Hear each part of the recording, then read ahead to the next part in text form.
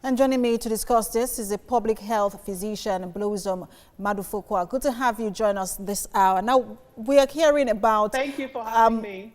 We're hearing now about the drop in testing because we've seen a drop in the number of confirmed cases in the past few weeks.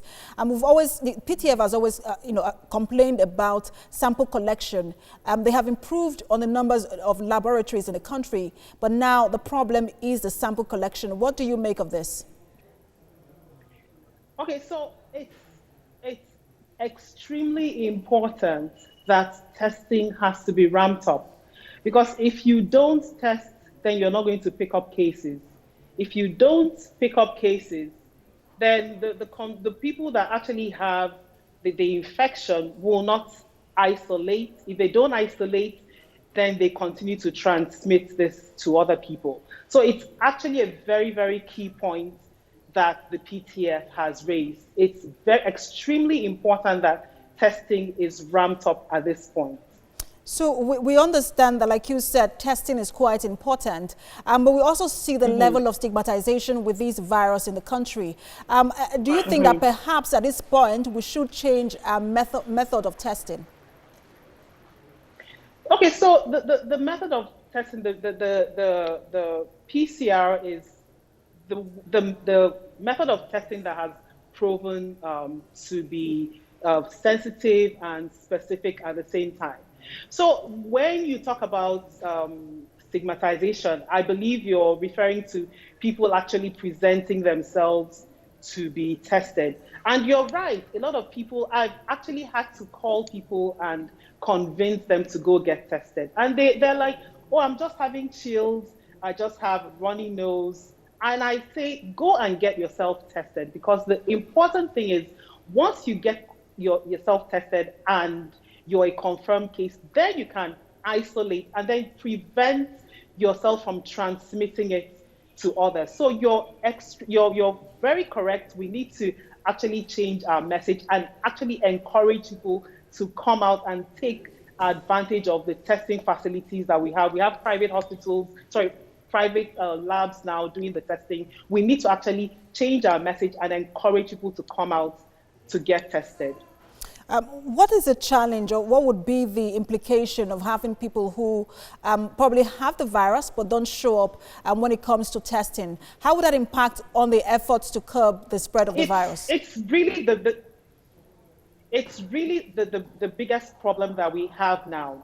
We have asymptomatic cases, we have pre-symptomatic cases, we have people with very mild symptoms, and they're just going about their business and saying, oh, there's really nothing to worry about. And in the process, they are transmitting this infection to other people. And the big problem that we're going to have is when they transmit this infection to people that have underlying conditions, and people can actually die. So it's extremely important that we do identify the people that have this infection so that they can go into isolation and prevent the spread and transmission of this virus. Do you think that perhaps messaging is also a challenge here, whether on social media or rhetorics from leaders or people in authority, that this could also be a challenge? The messaging is key. You have touched on something very, very important. It's so important, because you go on social media. There are sites that actually promote, oh, there's coronavirus does not exist. It's just a political ploy.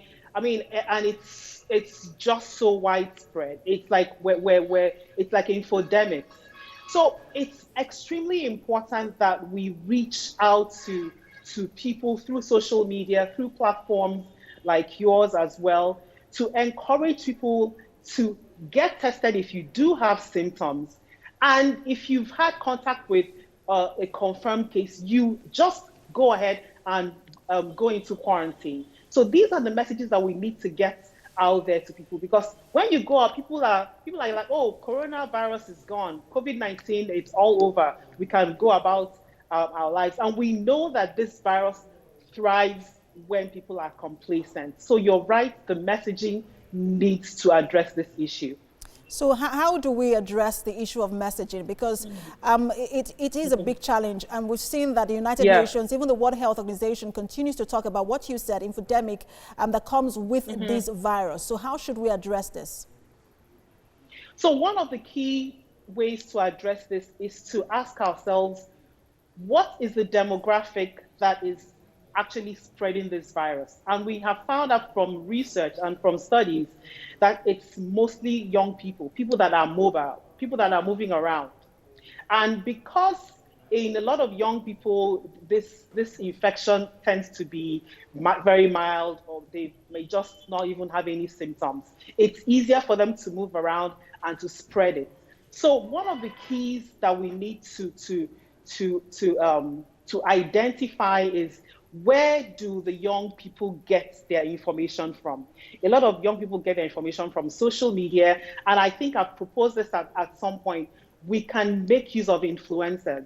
There are a bunch of influencers that I follow on social media, and I've never once seen them post anything about COVID-19. We can use these influencers to get these messages across to this demographic, because these are the people that are actually moving around, spreading the infection, and then the elderly people at home, people that have underlying conditions, are the ones dying from this infection. So we need to make use of some of these platforms to get our messages out. Public health physician Blossom Madufokwa, thanks for talking to us. Thank you so much for having me.